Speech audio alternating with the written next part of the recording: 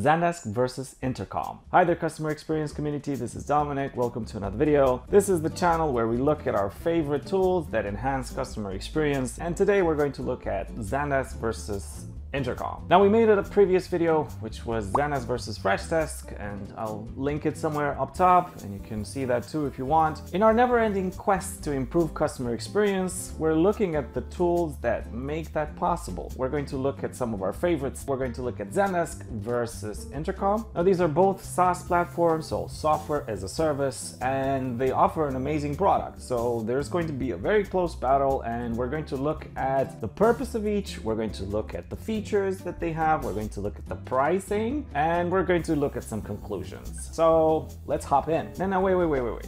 Before we begin, please like and subscribe to this YouTube channel. I know you haven't gotten the value yet, but only 9% of you who are watching these are subscribed. So come on guys, let's get to 10%. I'd be so grateful. Okay, now first topic, purpose. Actually, I'm going to pull up a graph and I'm looking at it right now over there. So on the left-hand side, I have customer service, and then I have sales on the right-hand side. Now, what does this mean? Both tools do more or less the same thing, but there is a differentiation between them because at their core, they have started out to solve different issues. Now, Zendesk has started out 15 years ago, I think, to solve specific customer service issue, and it offers customer experience best practices off the shelf. So this was its purpose from its inception. The team that founded this was committed to solve customer service and make it accessible and make it friendly, make it easy to use, and cater to people actually needing support, not just sales, right? Customers need support in order to stay with the business. So that was when the monthly subscription model has started to pick up, and you wouldn't need just one single sale and then you move on and you search for somebody else. No, in the subscription economy, you have to have a long-standing relationship with your customer and help them with their needs along the way. And if you do, then they stay with you, they spend more money, so their lifetime value increases and you only have to benefit from that. So this was Zendesk's purpose from the very beginning, and it grew and it added on top of this. Now, Intercom showed up, I don't know how many years ago. Let me check, one sec. Okay, so Intercom was founded in 2011, and their purpose, which is slightly different from Zendesk, is to help increase sales. So they created this widget, chat widget, that has been purposely created to enhance sales. How does it do that?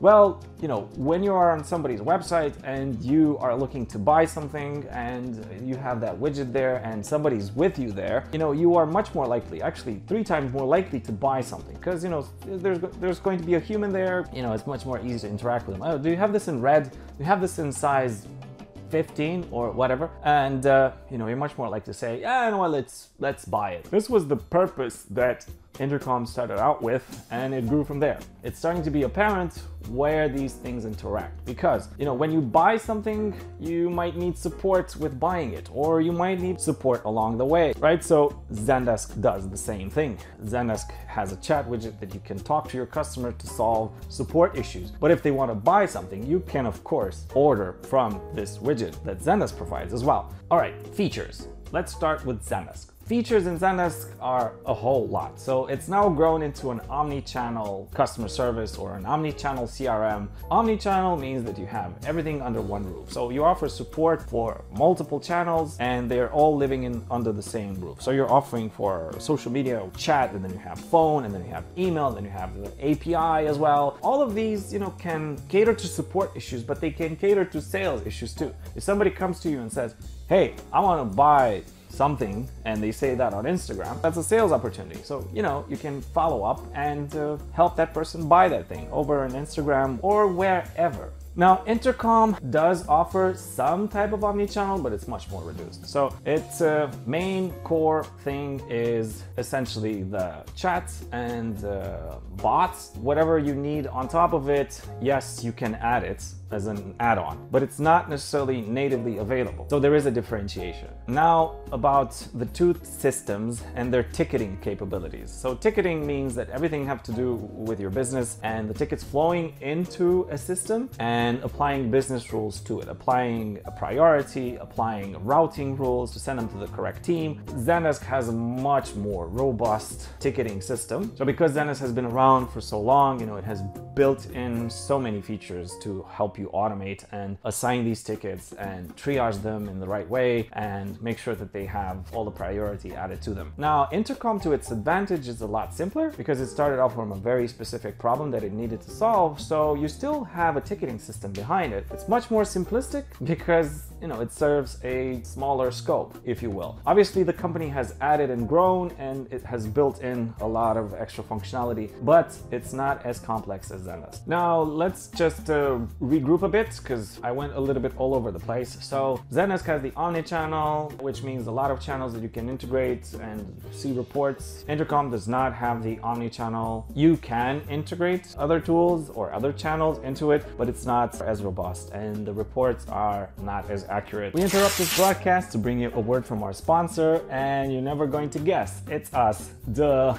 If you want to use a Zendesk consultant's 10,000 hours to make sure you're getting the most out of your Zendesk, if you want to have simplified processes, if you want to make sure your team is productive, you want to make sure that your customers are getting the best customer experience, show management that you made the right choice with Zendesk, automate as much as possible to free up time for you, then hop on over to roka.work/offers and we'll ask you for your team size, we'll ask you for what kind of service you need, and then you leave your name and email and we'll give you a ballpark. Now, based on this estimate, we'll be able to see how our services best fit your needs, and if we are a good fit, let's start optimizing your Zendesk. We do this in 3 phases. First is we optimize Zendesk to make sure you're getting the most out of it. Second is we apply best practices in your niche. And third, we focus selling more of your service or product. Now, again, go to roka.work/offers and get a ballpark, and let's get the conversation there and let's start optimizing. I'll see you later. Bye.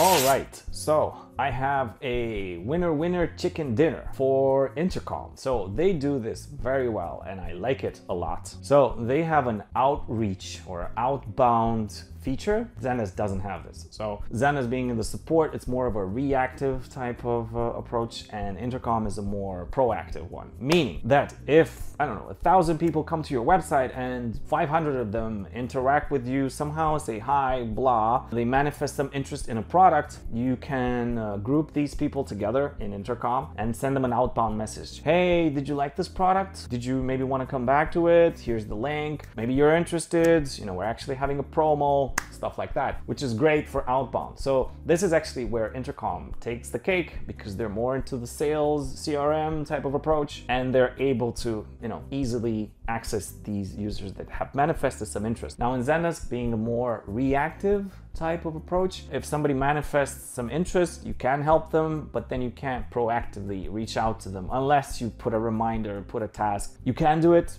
but it's not as easy, it's not as natural. So I'm gonna give this one to Intercom. Omnichannel is, on Zendesk side, reporting on Zendesk side, outbound, Intercom. Now, in terms of the sales capabilities, both tools are doing very well. Intercom is doing a little bit better, but Zendesk now comes from behind with a whole bunch of things. Zendesk being the more mature one and having more money, they bought this third-party tool, which is called Zendesk Sunshine, which is essentially allowing Zendesk to create bot interactions and conversational interactions. And what you can do within one widget in Zendesk is crazy right now. Oh my God. So you can put payment processors in it. You can put booking a calendar. You can, of course, put a button. You can put a carousel. You can put Google Map. Now, these things I haven't seen so much in Intercom. I do see natively the capability to have different conversations. So like conversation done yesterday, conversation done today, and they are separated, which is great. You can book a call natively somehow integrated, which is great. So they built this purposely for salespeople to get,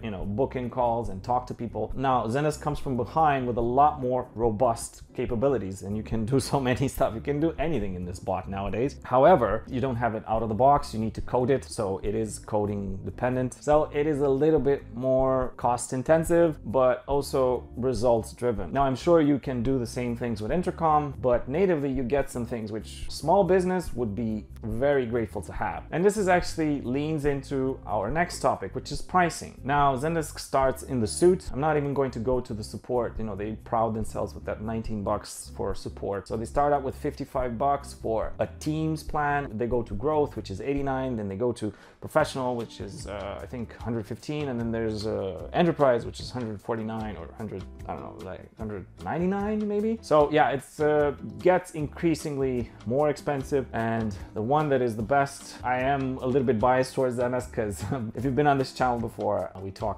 about Zendesk a lot. We are Zendesk Premier partners. We're very proud of it. We do it very well. So now Intercom. Now Intercom has a little bit of a sketchy thing going on, which, okay, I'm going to walk you through and, you know, you can reach your own conclusions. So they start out from 74 bucks per agent seat, and then in the professional and the higher one after professional, you don't get a price. You have to talk to them, which I find kind of weird. Like, why don't you tell us? Like, just tell us. They do mention on their website, this is how we calculate it, and we need to talk to you. But it's still weird. Just tell us, you know, estimate it for us. You've been in business since 2011. Oh my God, that's 12 years. Whoa, you've been around for a long time. So you probably know. So now let's talk conclusions. So if you go on the G2 website and, you know, if you scroll a little bit and see the comparison between the two, you see that there's a higher rating for Intercom, so they win there. However, they win with 2,000 something votes, and Zendesk has 5,700 votes, so they kind of have maybe 2.5 times more votes because it's a lot more popular. But you will see that both products do very well, and I am very proud and have to give due credit to both. I think they're both solid products, and I think they solve specific needs. Now, where does this leave you? If you're a small company and you want to focus on sales more, then I think Intercom is the best choice for you. Now, if you're somewhat of a larger organization and you're looking forward to offer amazing customer experiences to your customers, you can go for Zendesk because it's a lot more mature. You get everything under the same roof and less headaches, probably a little bit more pricey because obviously, you know, if you're a larger company, then you get more seats. Now, how do you determine that? Well, you know, there's some business requirements that you have to lay out. Now, this is on you. I can share a list of business requirements that you can, you know, put out and write then to make sure that you know where you're heading at and where you want to be at in 2 years from now. And based on that, you can choose the right customer service tool or the right CRM for you. I don't know your niche, but if you need help, I'm happy to help. Well, this has been the video for this week. I hope you enjoyed it. Please like and subscribe to this YouTube channel. Only 9 something percent of you are subscribed who are watching these videos. So if this brought you any value, let's please get to 10%. That would be so awesome and I would be so grateful. So thank you so much and I will see you in the next one. Bye.